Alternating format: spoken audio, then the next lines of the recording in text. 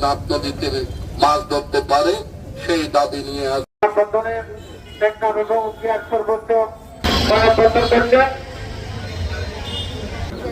আমাদের উঠে থাকবে মানুষের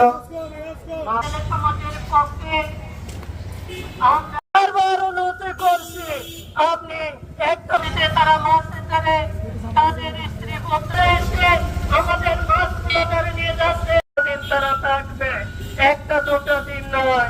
এখানে এসে জেলার সমস্ত সচেতন আমরা ইউনু মহোদয়কে বলেছি আমরা একদিক দিয়ে আমাদের উপর বিরাট অতিবিলম্বে আপনি ব্যবস্থা নিয়ে জীবনযাপন করতে চাচ্ছি।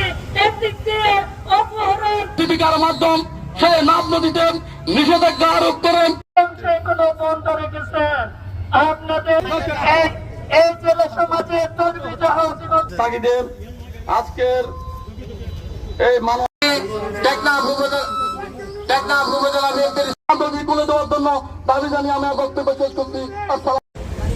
টেকনাফের নাব নদীর অবশিষ্ট অংশে